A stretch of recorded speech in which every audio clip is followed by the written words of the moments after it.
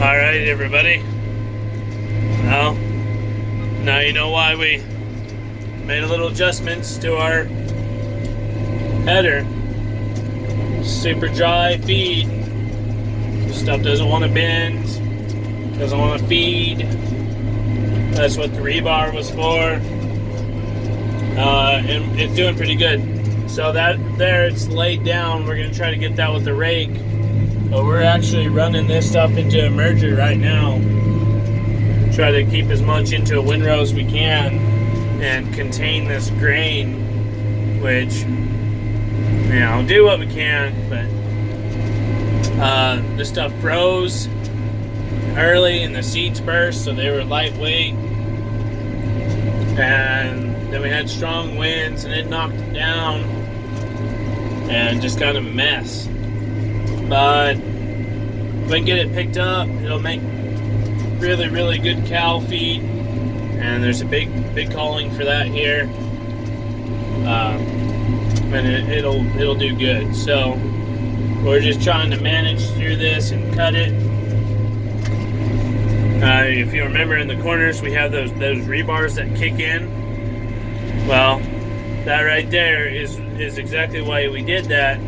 Is because if you're running on a row, it helps start to kick that plant over, and then it'll carry it into the conditioners quickly instead of just going straight in and balling up on the very end. That was a big concern. So there's a guy on Facebook to help me out with this. I actually called quite a few people, but the main guy helped me come up with some ideas for this thing. Gerald, and so big thanks to him. So far this has been cutting really well. That's the big problem right here, where it's all been laid down. We just can't really get it with our header that well. We've tried angling it down, but there's ridges in here, and so we're pushing dirt with a swather, so we can't angle it any more than we are now, and it's kind of a mess. We'll get turned around here. So yeah, right there on the corner, those little pieces of rebar,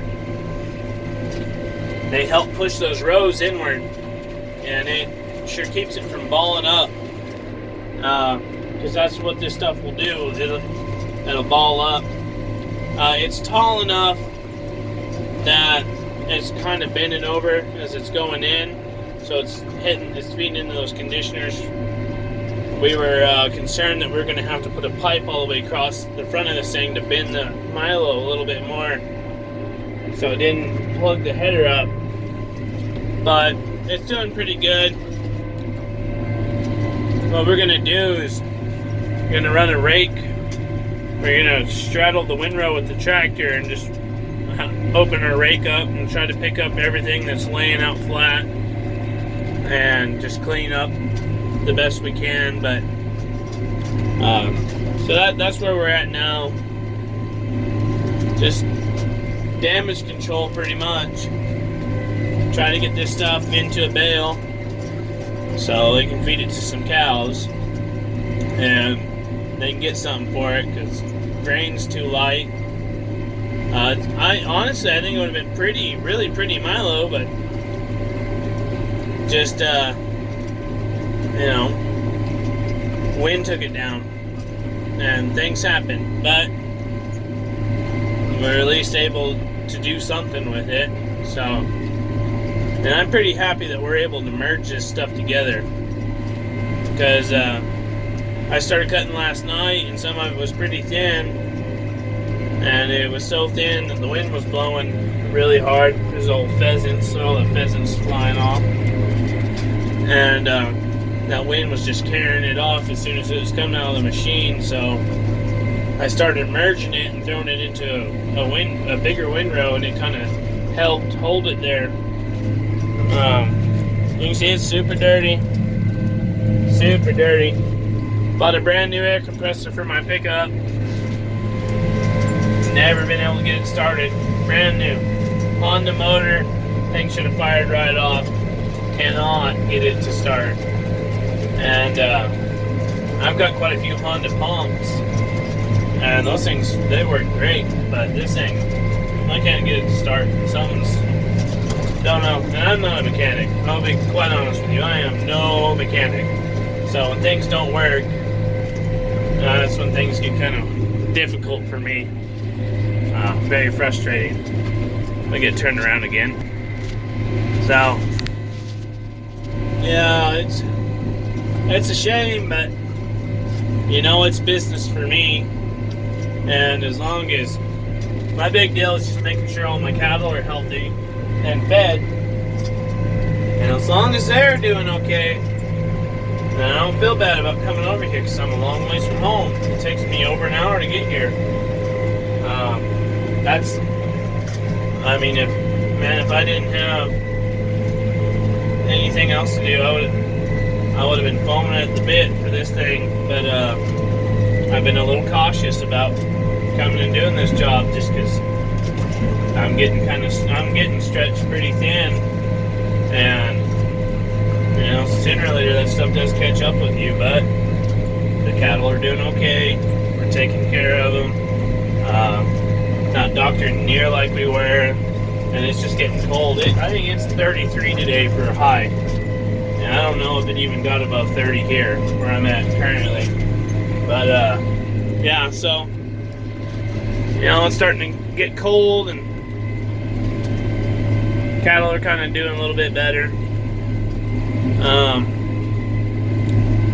Maybe I can get over here and get this stuff baled up and kind of sneak off and get things done, and it'd be okay.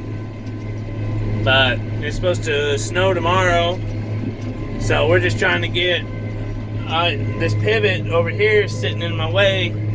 Called them first thing this morning, said they needed to get it moved if they could. They said they're going to. It's still sitting there, and something's up with it. You know, that's what pivots are good for. They're just good for sitting there and being a pain in the ass, breaking. So hopefully they can get it moved, and I can get, there's like 160 acres here, something like that. Hopefully I can get all this cut tonight, be done with this, and I can move this swather to a new location tomorrow. That's what I'm hoping for. But who knows? If it snows, we're gonna have even more of it go down. Now that's just kind of where we're at right now. Is get it in a windrow, get it down, get as much of it together as we can, and then go from there. These stalks got lots of moisture in them. They need to be cracked open, so we're gonna have some dry down time. It'll be into next week before we can bale anything, but that's just kind of where that's at. So I'm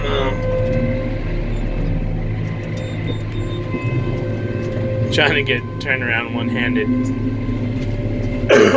Yeah, so I mean, it's making a good windrow. I mean, from up here it don't look very good, but it's better than nothing. But yeah, so that's kind of where life is right now. Hopefully they can get their pivot moved and I can stay here all night, and I'll probably be done by midnight, a little bit later, if they do. If not, then, well, then I'm not. But, you know, we'll figure something out. The only problem, like, this pivot's setting so far out in the field, you know, if I cut the long stuff, then I have all these little short rows over here I gotta do, and I really don't want to do that. But I may not have a choice, so we'll figure it out. Just trying to be as efficient as I can be. I did also some kudos to AGCO for the heated seat. I've never had a heated seat in my life on anything. I've never used a heated seat, but it was cold last night, and it's cold today. I turned that heated seat on, and oh, that gets you kind of spoiled. That gets you really spoiled. I told all my friends about it as soon as I could. I was like, hey, guess what? I got a heated seat. very nice. It's a very nice touch. So, say what you want about Atco and Heston, but Heston puts heated seats. You can't beat that. So, get a little joy out of life. So, well, sun's setting. Time to go back to work.